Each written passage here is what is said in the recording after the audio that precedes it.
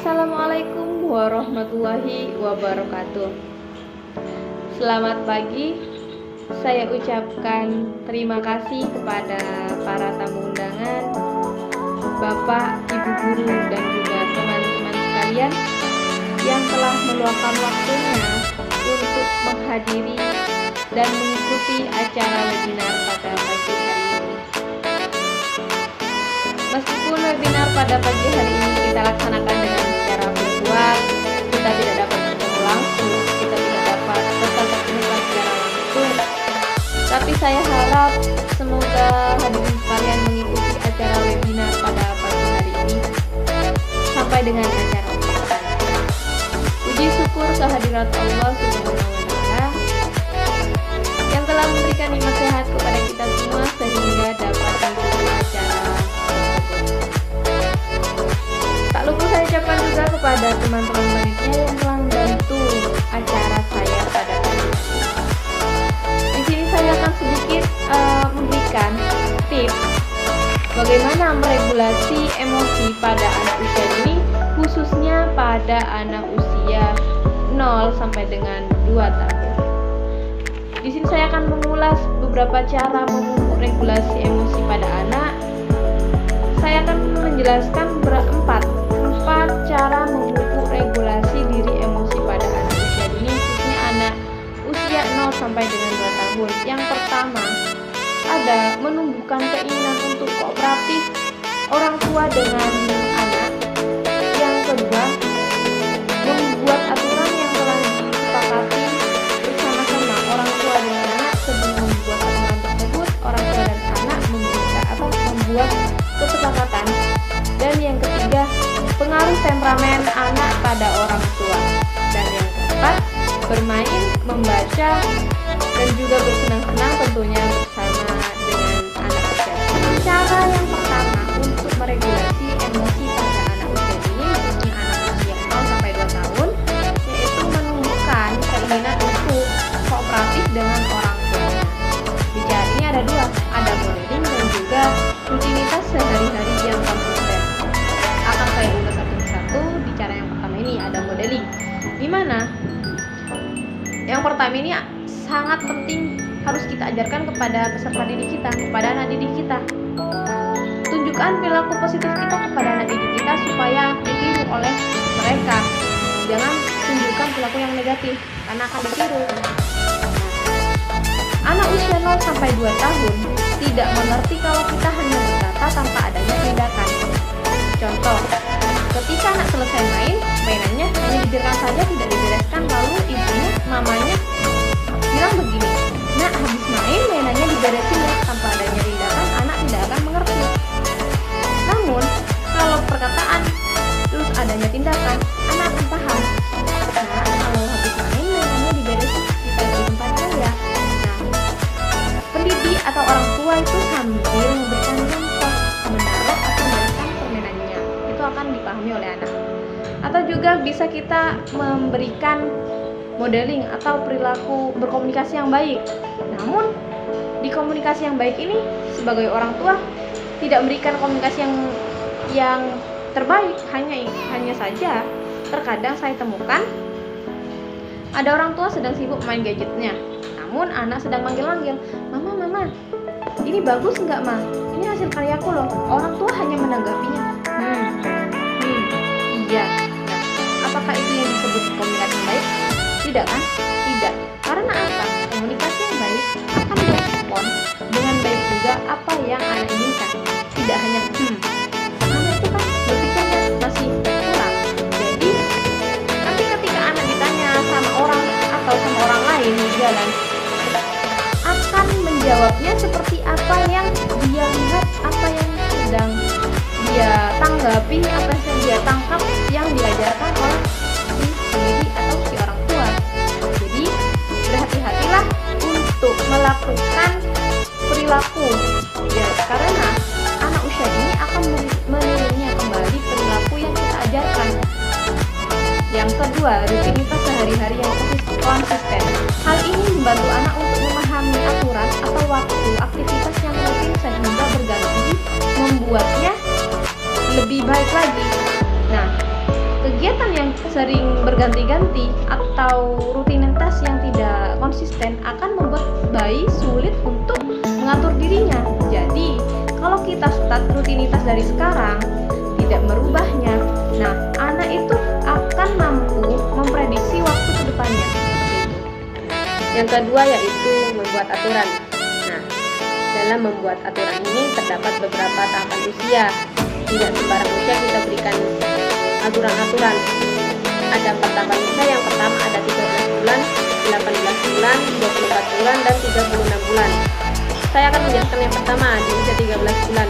Di usia ini, sebagai orang tua, sebagai pendidik tentunya, kita harus berikan aturan seputar keselamatan diri si anak dan juga keselamatan orang yang berada di sekitar si anak.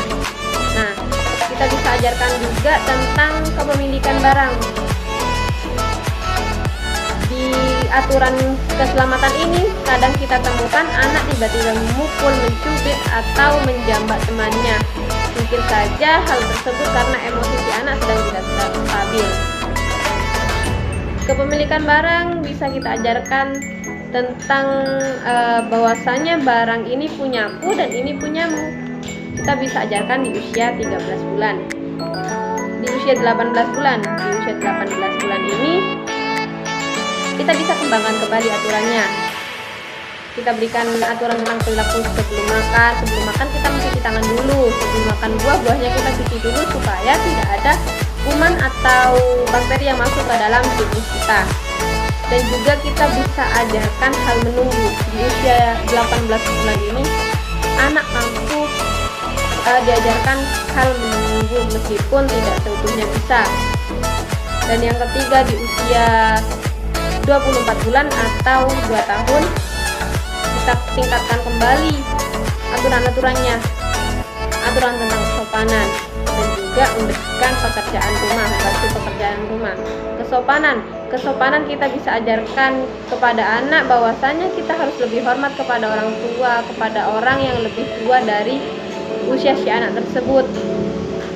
Membantu pekerjaan rumah, berikanlah hal-hal kecil kepada anak untuk melakukan pekerjaan rumah, seperti ketika dia melakukan sedang bermain mainannya, berikan aturan setelah bermain mainannya kita bersihkan kembali, kita letakkan kembali dan simpan kembali di tempat semula. Nah, itu di usia 2 tahun anak sudah mampu diajarkan tentang aturan-aturan tersebut.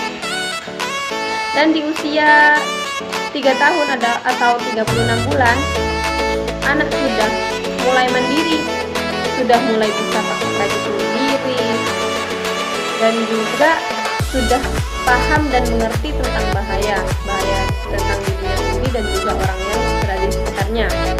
Namun saya temukan kembali di usia ini, ketika anak berangkat sekolah, tasnya itu dibawakan oleh orang tuanya. Hal itu tidak baik untuk diajarkan kepada anak karena tidak mengajarkan hal kemandirian. Nah, jadi kalau anak sedang berangkat sekolah, ketika berangkat sekolah tasnya harus dibawa sendiri, tidak boleh orang tuanya yang bawakan.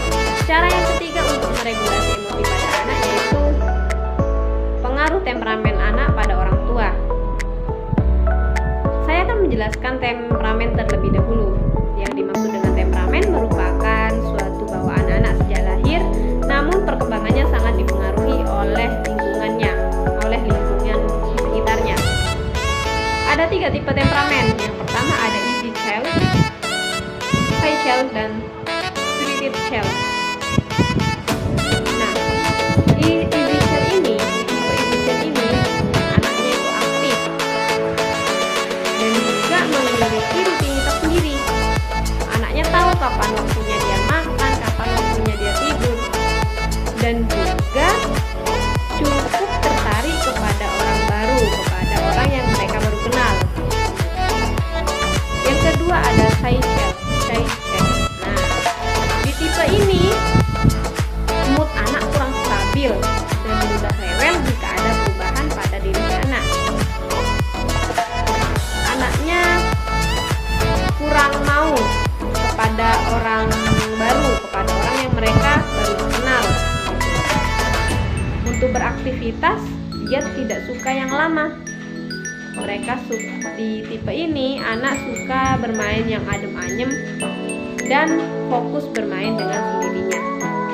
Dan yang terakhir di tipe spirited child ini, anaknya itu mudah marah, mudah menangis, aktivitasnya pun sering berganti-ganti. Tidak mau sama sekali sama orang yang belum mereka kenal. Berbeda dengan di tipe sebelumnya, di tipe easy dan juga shy begitu. Tidak mau menyerah anaknya dan juga fokus dan mudah terganggu. Jadi itu 3 tipe temperamen bagi anak. Perlu diingat bahwasanya tidak ada temperamen yang salah. Kita memiliki temperamen 3 temperamen tersebut. Hanya saja mana yang lebih dominan pada diri kita, begitu. Pengaruhnya apa pada orang tua? Yaitu jika bayi sedang rewel, sulit ditenangkan, orang tua lebih kasar, lebih menjauh dari diri si anak. Nah, hal tersebut membuat mood si anak kurang stabil, begitu tentunya ya.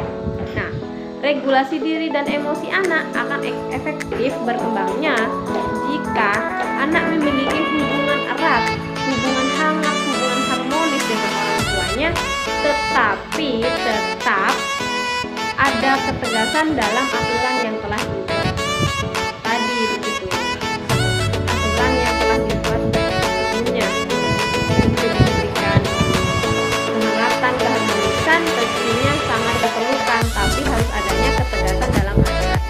Ini merupakan materi yang terakhir cara meregulasi emosi pada anak usia dini, yaitu dengan cara bermain, membaca, dan juga bersenang-senang. Nah, anak perlu kegiatan tersebut untuk mengeksplorasi ia sebagai media tentang mengenal dunia. Nah, tentunya bermain dengan keluarga sangat baik untuk perkembangan si anak. Salah satu peneliti menyebutkan bahwasanya permainan yang menarik pada awal masa anak dapat menumbuhkan kemampuan anak untuk mengontrol emosi dan juga mengontrol diri anak usia dini. Karena waktunya sudah selesai, mungkin sampai di sini materi webinar pada pagi hari ini. Kalau ada salah kata yang disengaja maupun tidak disengaja, saya mohon